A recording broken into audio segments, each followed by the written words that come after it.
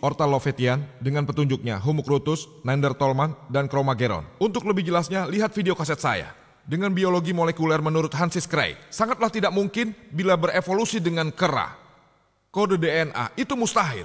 Lihatlah kaset video saya, di sana diberikan detailnya. Sebagian saya tidak keberatan mengenai biologi. Al-Quran mengatakan dalam surat Al-Anbiya ayat 30, berbunyi, "Waja'alna minal ma'i kulla shay'in hayy, afala yu'minun." Kami telah menciptakan makhluk hidup dari air. Apakah kamu tidak percaya? Kita tahu bahwa setiap makhluk hidup, substansi dasarnya, sel mengandung sitoplasma, 90%-nya terdiri dari unsur air. Setiap makhluk hidup di dunia mempunyai hampir 50-90% unsur air. Bayangkan, di daerah gurun di Arab, siapa yang dapat bayangkan bahwa semuanya terbuat dari air? Al-Quran berbunyi 1400 tahun lalu di sebuah padang. Waktunya habis, dokter. Terima kasih. Terima kasih.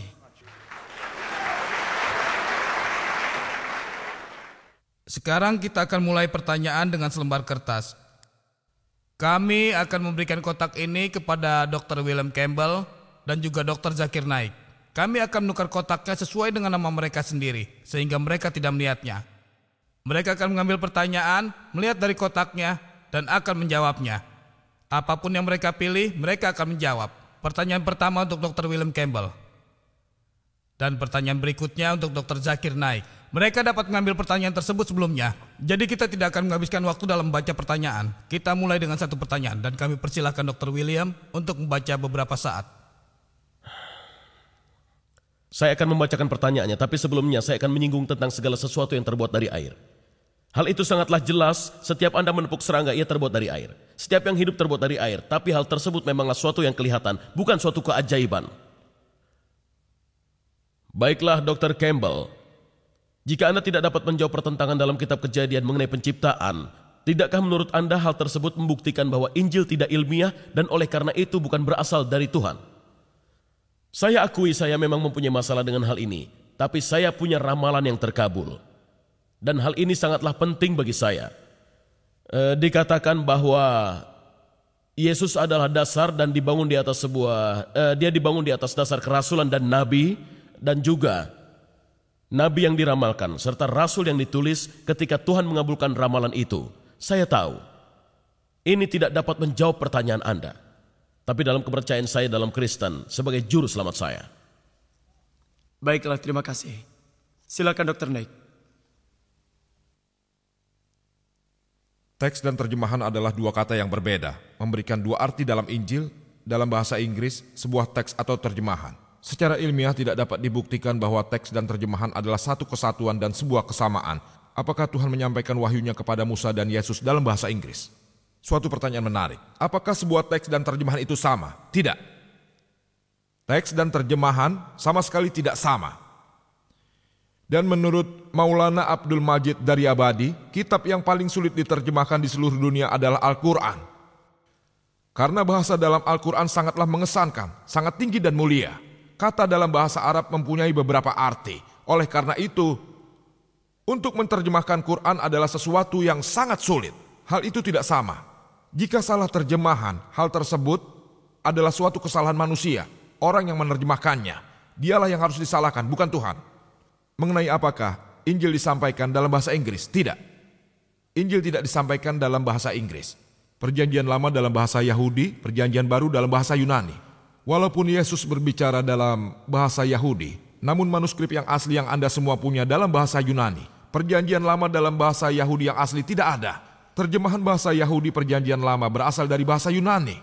Walaupun kitab Perjanjian Lama yang asli dalam bahasa Yahudi tidak terdapat dalam bahasa Yahudi, jadi Anda punya dua masalah. Tidak heran Anda menemui kesalahan tulisan. Tapi Al-Quran, alhamdulillah, bahasa Arab yang asli tetap dipertahankan. Alhamdulillah. Secara ilmiah hal itu sama. Dan mengenai apakah wahyu yang disampaikan kepada Yesus Kristus damai baginya dan Musa damai baginya, saya katakan dalam jawaban saya bahwa kita percaya dalam Al-Quran, dalam surat Al-Ra'd, surat 13 ayat 38, bahwa Allah Subhanahu wa Ta'ala telah menurunkan beberapa wahyu. Hanya 4 nama yang disebutkan: Taurat, Zabur, Injil, dan Al-Quran. Taurat adalah wahyu yang diturunkan kepada Musa damai baginya, dan Zabur adalah wahyu yang diturunkan kepada Nabi Daud damai baginya. Injil adalah wahyu yang diturunkan kepada Yesus damai baginya, Dan Al-Quran adalah wahyu terakhir yang diturunkan kepada penerima wahyu terakhir Nabi Muhammad, damai baginya. Waktunya Dr. Tapi Knight. Injil Terima kasih sekarang banyak. bukanlah Injil yang dulu yang kita percayai disampaikan oleh Yesus. Terima kasih. Dr. Campbell.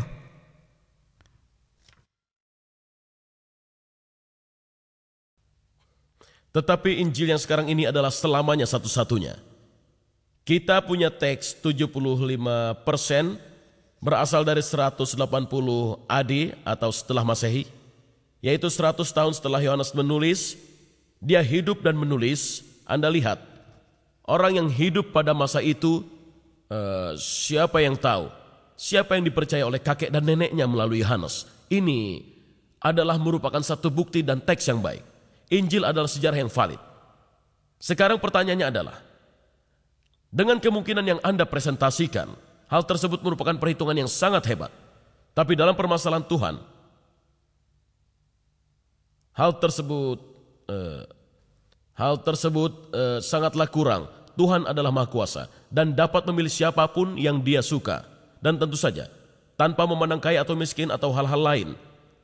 Jadi bagaimana Anda kemudian dapat mencocokkan kemungkinan itu?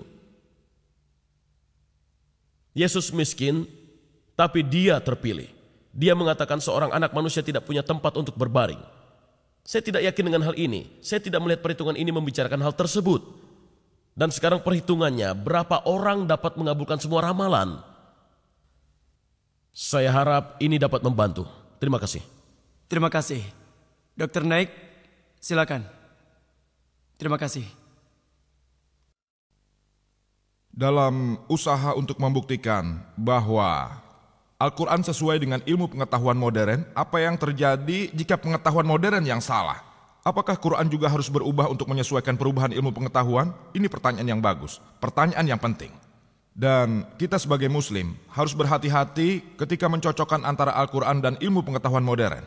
Karena itu saya katakan di awal pembicaraan, saya hanya akan berbicara mengenai fakta-fakta ilmiah tersebut yang telah terbukti. Dan fakta ilmiah yang telah terbukti itu, misalnya, bumi itu bulat. Hal itu tidak pernah salah. Ilmu pengetahuan yang telah terbukti tidak akan pernah diputarbalikkan. Tapi ilmu pengetahuan yang belum terbukti, seperti hipotesis dan teori, dapat diputarbalikkan. Sarjana muslim telah mencoba membuktikan teori Darwin dari Al-Quran. Hal itu mustahil. Tidak seharusnya kita melampaui batas dan mencoba membuktikan segala sesuatu dari ilmu pengetahuan modern. Kita harus hati-hati untuk melihat sesuatu hal terbukti atau tidak. Jika telah terbukti, alhamdulillah dengan bukti ilmiah, Al-Quran tidak pernah menentangnya. Jika itu hipotesis, maka ia bisa benar, bisa juga salah, seperti teori Big Bang. Pada mulanya, merupakan suatu hipotesis. Namun sekarang, setelah ada bukti yang akurat tentang masalah angkasa, menurut Stephen Hawking dan sebagainya, hal itu suatu fakta. Menurut teori Big Bang, itu fakta. Dulu dikatakan hipotesis, kemudian jadi fakta, saya gunakan. Ada hipotesis yang menyatakan bahwa makhluk hidup terbentuk dari sepasang gen, Adam dan Hawa.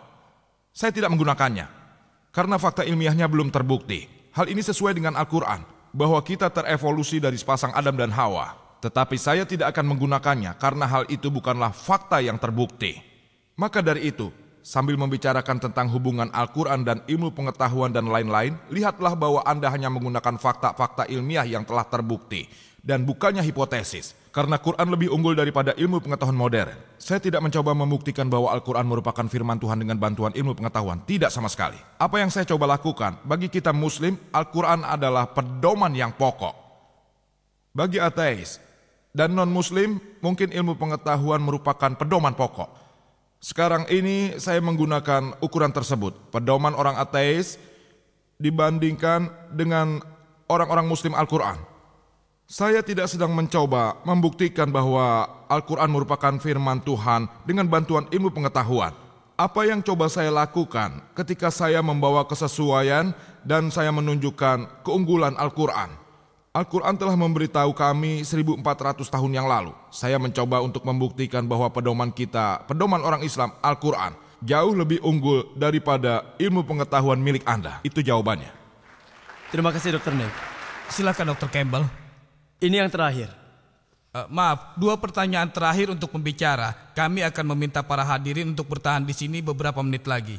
Kita punya pertanyaan terakhir untuk Dr. Campbell dan diikuti dengan pertanyaan terakhir untuk Dr. Zakir. Kami akan meminta Anda untuk menunggu hingga akhir.